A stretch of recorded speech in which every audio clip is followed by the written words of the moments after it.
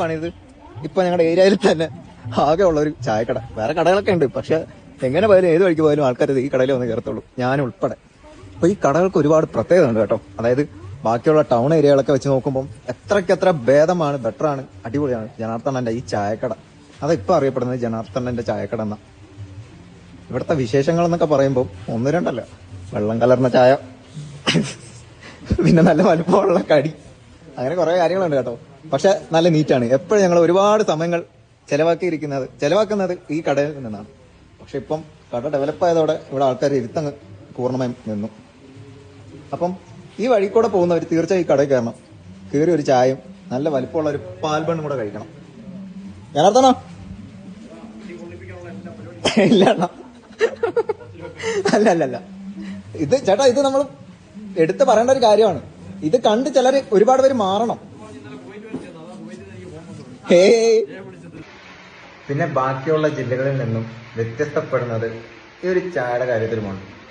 ബാക്കിയുള്ള സ്ഥലങ്ങളിൽ 12 രൂപയാണ് ഒരു ചായക്ക്, പക്ഷെ ഇവിടെ അന്നും എന്നും 10 രൂപ മാത്രം.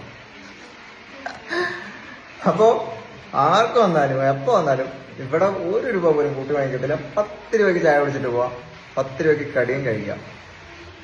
സൈസ് കണ്ടായിരുന്നല്ലോ കടിയുടെ, ഓരോ കടി ഇത്ര വലിപ്പമുണ്ട്, ഇത്ര വലിപ്പം. ഏത്തക്കപ്പം അതേപോലെ തന്നെ നല്ല നീളമുണ്ട്, നല്ല വലിപ്പമുണ്ട്. ഉഴുന്നുവട, പരിപ്പ് വട, ഉള്ളിവട ഇവിടുത്തെ ഹൈലൈറ്റ് ഐറ്റം, സൂപ്പർ. പിന്നെ പാൽബണ്ണ്, അതിന്റെ സൈസാണ് വലുത്. അങ്ങനെ ഒരുപാട് സ്നാക്സുകൾ, എണ്ണപ്പലഹാരമുണ്ട്. എന്നാൽ എല്ലാത്തിനും 10 രൂപ മാത്രം. ഏതെടുത്താലും ഒരെണ്ണം 10 രൂപ. അപ്പൊ ബാക്കി ജില്ലക്കാർ കാണണം കേട്ടോ ഇതൊക്കെ. കാരണം നിങ്ങളൊക്കെ ഈ ഭയങ്കര ഇത്തിരി സൈസിലിട്ടിട്ട് അതിന് 12 രൂപ മേടിക്കുന്നതൊക്കെ ഭയങ്കര മോശം പരിപാടിയാണ്. കാരണം ഇവിടത്തെ ഏറ്റവും വലിയ പിശുക്കാണ് നമ്മുടെ ജനാർദ്ദനൻ.